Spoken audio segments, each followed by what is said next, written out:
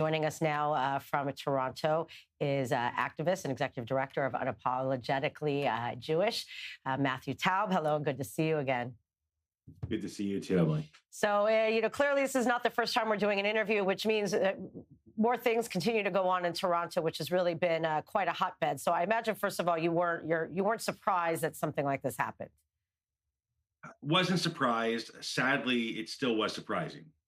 It wasn't anybody thought they'd wake up to on Sunday morning when, we got the call that, at that time, we didn't know how many Mezuzzahs were ripped down. So far, the actual number we have is 72. Oh, wow, 72. So the number really has gone up. So was it all, what do investigators believe happened? Was it in the middle of the night and then, they woke up and realized this had happened? Somehow somebody got inside? That's essentially what it is. They're trying to figure out how they got inside. And then from there, they just went floor by floor by floor, taking them all off. They don't know how they got in. Chances are somebody may have buzzed them in or they walked in with somebody else. They don't know. There's a lot of speculation.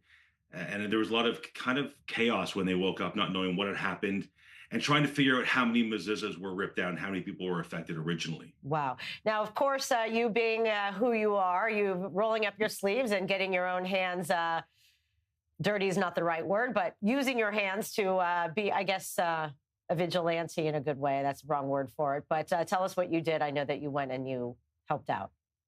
Well, I had a call from a friend, Maureen Lesham, who called me. We were discussing what had happened, and we made the decision to go there and talk to the police and talk to the residents to see what had happened. And then while that was going on, figuring out how can we get these Mezuzzahs back up that night. They shouldn't have to wait. These were seniors. Some of them were Holocaust survivors. They shouldn't be in this situation where they can't have a Mezuzzah on their door. So we sourced out from a store called the Israeli Source, who quickly put things together after hours, brought 75 Mezuzzahs. We rolled them up, got everything together, and started putting them up.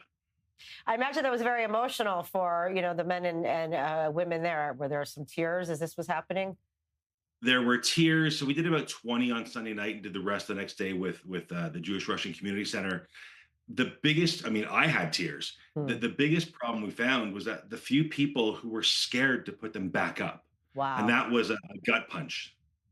Wow, that is really, I'm sure. Listen, it is a very, especially when you have a group of people that's where, when they're going through their own aging process and to feel like they, have one safe place. And of course, for, the children and grandchildren of these people, it affects a lot of, clearly not an easy situation. It wasn't. You're dealing with people who were Russian speaking and Hebrew speaking. Also, so there's a lot of confusion. Why were police there and so on and so forth. Wow. Tell us a bit about Unapologetically Jewish. I know it continues to really influence a lot, and you really are fighting the good fight. Tell us how it's really morphed, just over the course of the past few months. I know it continues to evolve. It does grow. It started off more me on social media, kind of talking about what was happening and how the community could be mobilized. And then that turned out to grow into a nonprofit organization to fight anti-Semitism from a level of law enforcement, legislation, meeting with members of parliament to explain what Jews are really going through in Canada. It's, as you see on the news, it's not the greatest place right now, but we also want to empower Jews of, why we came up with the name of being unapologetically Jewish. We're no longer those Jews with trembling knees. We need to fight back and do it properly. And so it's morphed into a great movement and a great organization all at the same time. Well, thank you so much for your bravery and being so vocal, and we much appreciate it. Thank you, Matthew Taub. Thank you so much.